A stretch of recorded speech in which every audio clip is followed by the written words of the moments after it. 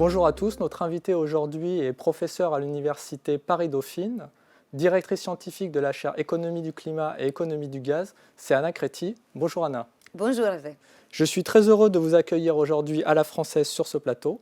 Vous êtes chercheuse à l'école polytechnique à l'université de Berkeley aux États-Unis, brillante spécialiste de l'économie de l'énergie et de la géopolitique des matières premières.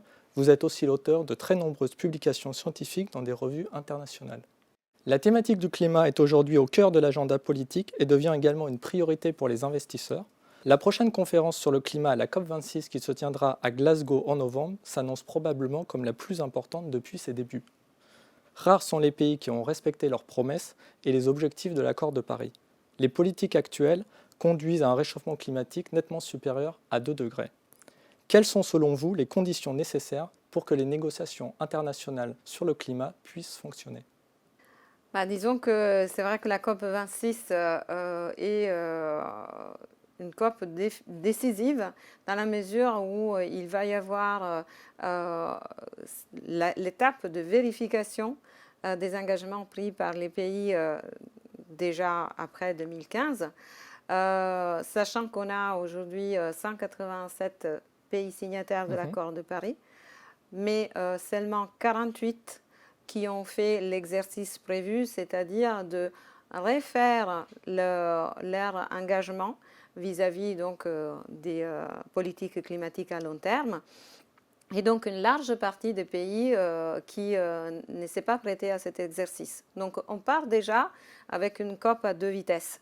Les pays qui ont pris au sérieux cette échéance, en particulier en Europe, et les pays qui probablement attendent de voir ce que ces pays ambitieux ont proposé pour éventuellement se rallier à ce club, on va dire, des pays qui sont leaders dans la lutte au réchauffement climatique. Malgré cela, et en l'état, c'est vrai que les engagements pris, même en prenant en compte donc, ces nouveaux engagements qui vont plus loin, par rapport à la première mouture, on va dire, de l'engagement suite à la COP 21, on est effectivement à loin du compte par rapport à ce qu'on appelle l'emission gap, donc l'effort nécessaire pour garder déjà une trajectoire de réchauffement climatique à 2 degrés, pour ne pas parler de celui à 1,5. Donc aujourd'hui, on calcule une empreinte, on va dire, des accords en l'état qui porterait à un réchauffement supérieur à 3 degrés. Très bien. Deuxième sujet incontournable du moment, les mécanismes de tarification du carbone qui jouent un rôle extrêmement important pour accélérer la transition énergétique. Si l'on se place en Europe, on voit bien que la taxe carbone est globalement très impopulaire. Que pensez-vous de l'impact social du coût du carbone et pensez-vous qu'une transition écologique est peut-être juste et équitable ? C'est vrai que les non-taxes, déjà, ont une connotation négative. Donc, c'est pourquoi on commence par l'appeler contribution au climat. Ça permet déjà de se positionner d'une façon, on va dire, dynamique. C'est une contribution, donc ça veut dire que progressivement, elle doit faire son chemin dans l'économie. En France, cela n'a pas été possible. Ces chemins qu'on avait dessinés qui était prévu en fait pour la taxe carbone, qui devait augmenter dans les temps, s'est arrêté suite au mouvement des Gilets jaunes. Et ensuite, c'est la pandémie qui a pris l'importance ou qui a joué en fait une préoccupation fondamentale cette dernière année. Pour le moment, cette taxe elle est gelée. Et c'est probablement au moment de la reprise économique un moment particulièrement difficile pour revenir sur une taxe carbone, d'autant plus qu'il y a les échéances électorales. De fait, concilier l'efficacité d'une taxe carbone, donc d'un signal prix qui est donné à la pollution et aux émissions de CO2 en particulier, et l'aspect équité est possible dès le moment qu'on a un schéma de redistribution clair.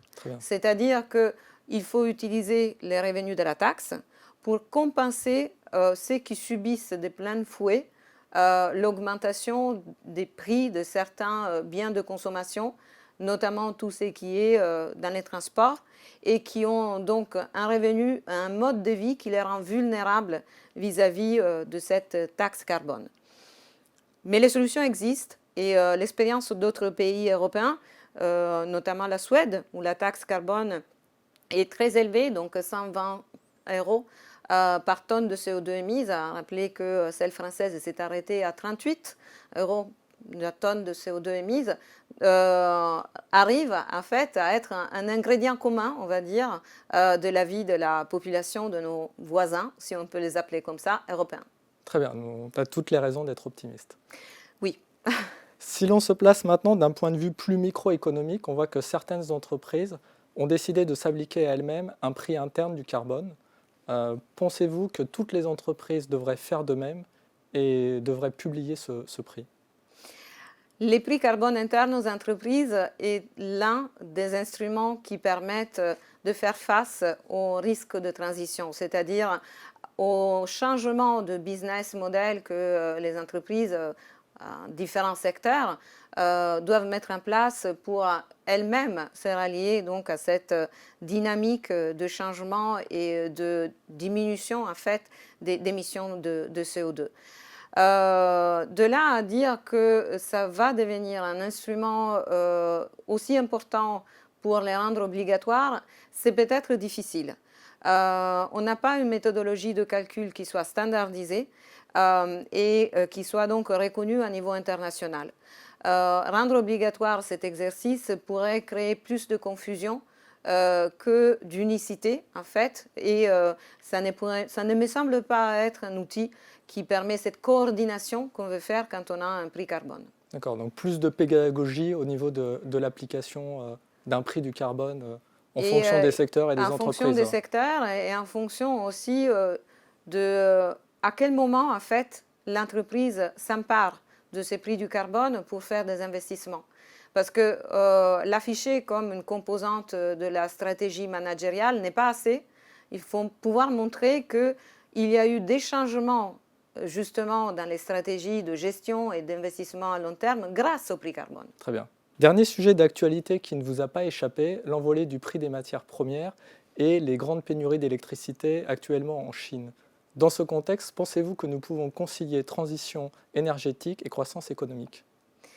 Les récents problèmes sur les matières premières et en particulier l'électricité, le gaz et le pétrole nous montrent qu'au moment où on fait ces rebonds à la sortie de crise, notre économie est fortement dépendante de l'usage des énergies et qui plus est fossiles.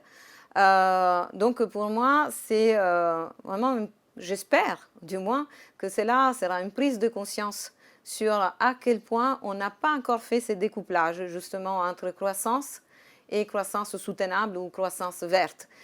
Et en même temps, ça nous donne vraiment le signal que la période où l'énergie n'était pas chère est finie.